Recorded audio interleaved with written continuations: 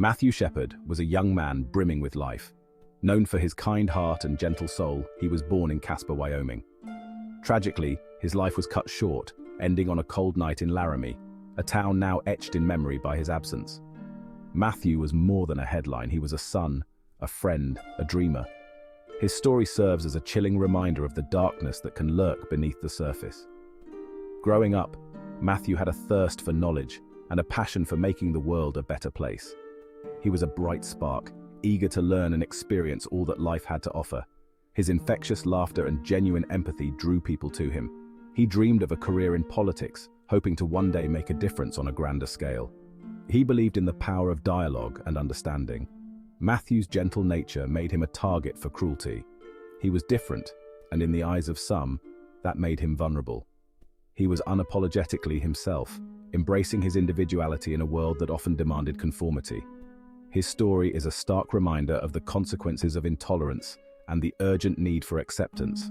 The world will never know what Matthew could have accomplished. His life, filled with so much promise, was brutally extinguished. His legacy, however, lives on. It serves as a beacon, urging us to confront hatred and embrace compassion. October 6, 1998. A night that began like any other in Laramie, Wyoming, but would end in a tragedy that shook the nation. Matthew Shepard, a 21-year-old student at the University of Wyoming, crossed paths with two men, Aaron McKinney and Russell Henderson. They lured him out of a bar with a promise of companionship. But their intentions were far more sinister. Driven by a venomous cocktail of hate and prejudice, McKinney and Henderson drove Matthew to a remote area outside of town. There, under the cold, indifferent gaze of the Wyoming sky, they unleashed their fury. They beat him mercilessly. They tied him to a fence post, leaving him for dead in a scene of unimaginable cruelty. Matthew's life hung precariously in the balance. 18 hours passed before Matthew was discovered. A cyclist, riding along the desolate road, stumbled upon a scene that would forever be seared into his memory. Matthew was barely clinging to life. He was rushed to the hospital, his body bearing the horrific marks of the assault. The brutality of the attack sent shockwaves through the nation. The nation held its breath, praying for a miracle. But Matthew's injuries were too severe. He succumbed to his wounds on October 12, 1998, just 6 days after the attack. His death ignited a firestorm of grief and outrage. It forced America to confront the ugly reality of hate crimes. Aaron McKinney and Russell Henderson. Two names forever etched in the annals of America's darkest chapters. They were young men, barely older than their victim, but beneath their youthful facades lurked a capacity for evil that defied comprehension. What drove them to commit such an act of barbarity? McKinney, the supposed ringleader, was a troubled young man with a history of violence. He was prone to fits of anger and harbored deep-seated prejudices. He saw Matthew's sexual orientation as a weakness, a target for his rage. In Matthew, he saw an opportunity to assert his dominance, to unleash the hatred that festered within him. Henderson, often portrayed as a follower, was no less culpable. He went along with McKinney's plan, aiding and abetting in the horrific crime. He may not have delivered the fatal blow, but his silence and inaction made him complicit.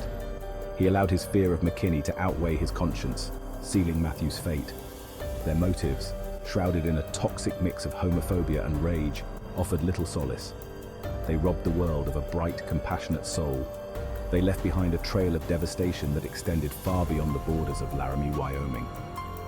Their actions serve as a sobering reminder of the darkness that can reside in the human heart. They force us to confront the uncomfortable truth that monsters don't always lurk in the shadows. Sometimes they walk among us. The trial of Aaron McKinney and Russell Henderson was a pivotal moment in the fight for justice.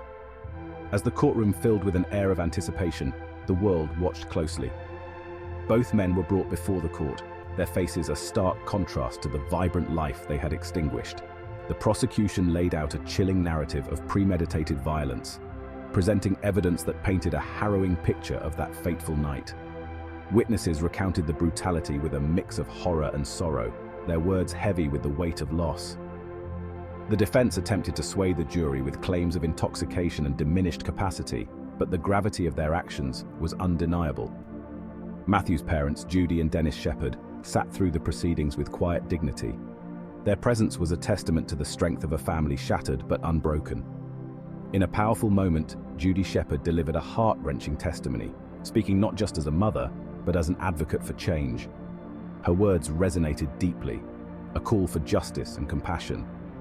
After days of emotional testimonies and compelling arguments, the jury reached a unanimous decision. Aaron McKinney and Russell Henderson were found guilty of murder and sentenced to life imprisonment without the possibility of parole. The verdict brought a semblance of closure to Matthew's family and the LGBTQ+ community, a small measure of justice in the face of immeasurable loss. As the gavel fell, signaling the end of the trial, a sense of solemn reflection filled the room. The fight for justice was far from over, but this chapter marked a significant step forward. It was a reminder that even in the darkest moments, hope and resilience could prevail.